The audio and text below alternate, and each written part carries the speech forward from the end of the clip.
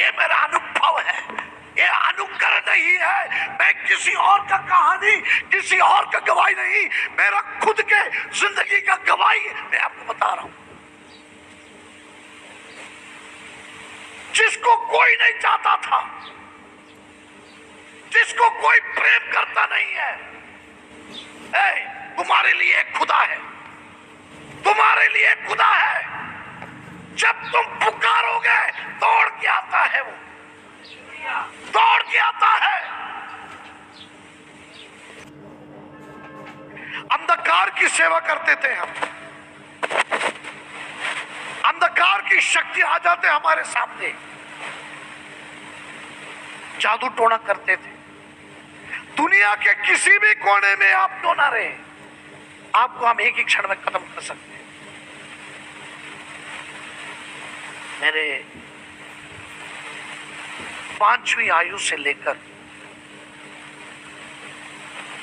15वीं आयु तक 10 साल हम इसमें फंसे थे। मसीह परिवार में होने के बावजूद हम मसीह तो थे, लेकिन सिर्फ नाम के वास्ते, ओनली बाय नेम हम मसीह थे, ओनली बाय नेम।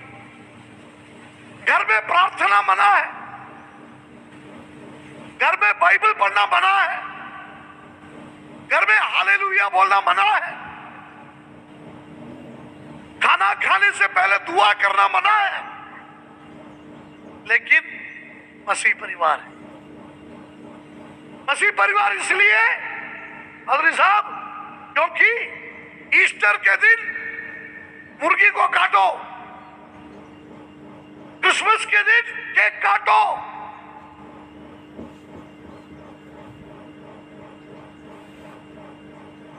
जब बच्चा पैदा होता है, पैदा होने के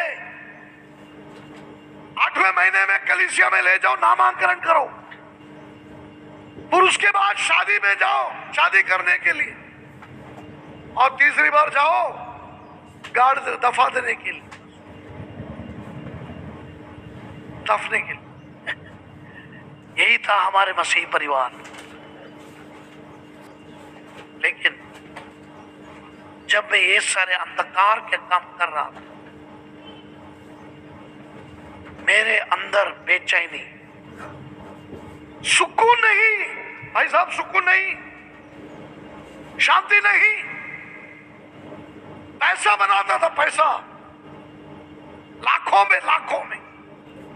एक मंत्र फूकने के लिए, झाड़ू फूक करने के लिए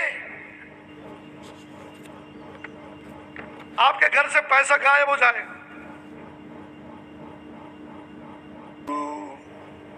योग्य केवल वही, हमारे भलाई के लिए नहीं, उनकी करुणा के कारण वो हमसे प्रेम करता है। उस दिन नवंबर 14 तारीख 1988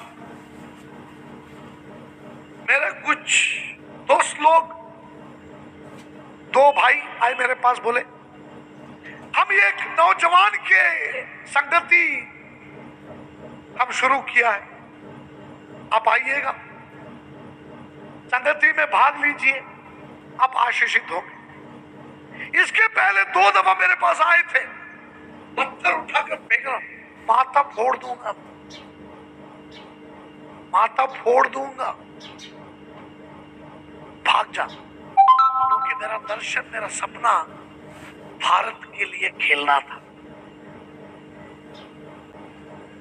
आज आप जानते हैं राहुल द्रविड़ जी कौन सी स्टेटस में, सौरव गांगुली जी कौन से स्टेटस में थे, हमारी वही स्टेटस होना था, वही स्टेटस। खैर परमेश्वर की इच्छा वो तो नहीं था। लेकिन उस दिन शाम को जब मैं वहां पर गया संगति में, हमारे स्कूल के सारे बच्चे बैठे हैं, बच्चे लोग सुनना है, सामर दिस इज फॉर यू। उस दिन शाम को जब मैं गया, स्कूल के सारे बच्चे जो हमें जानते हैं अचंभे हो गए। ये उल्लू का पट्टा यहां पर भी आ गया। मुझे ताने मारते, मजाक उड़ाते, क्योंकि पढ़ाई में जिद। मैं क्या करूं, घुसता नहीं है अंदर। मैं पसीना से तर हो गया। और आप मानो या ना मानो मेरे प्रियो, सच्चाई तो सच्चाई है, लेकिन उस दिन शाम को जब मैं वहां पर बैठा, पूरे पीछे जाकर पिछवाड़े में लास्ट ऐसा मेघ मेरे ऊपर मुझे कवर कर लिया। वहां गाना गा रहे थे, प्रेज़ द लॉर्ड बोलते, हालेलुया। अरे भैया प्रेज़ द लॉर्ड क्या काहे को चिल्लाता है, क्यों इतना चिल्लाना, क्यों ताली बजाना?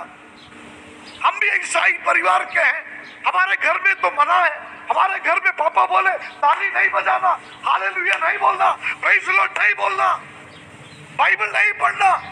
तुम लोग इतने जोर जोर से चिल्लाते हो, क्यों चिल्लाते हो भाई?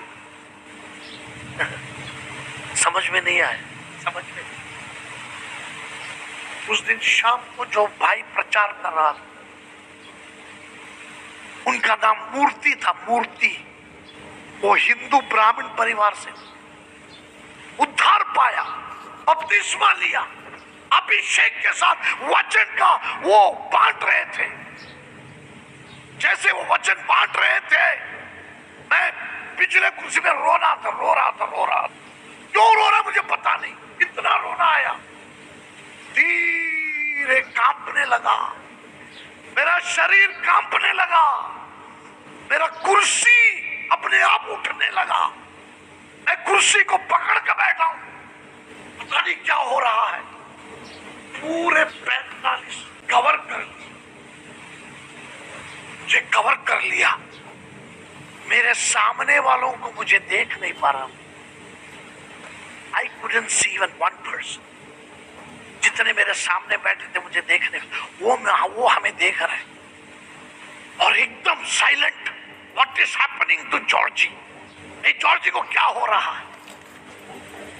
45 मिनट के बाद धीरे धीरे मैं अपने में आ गया।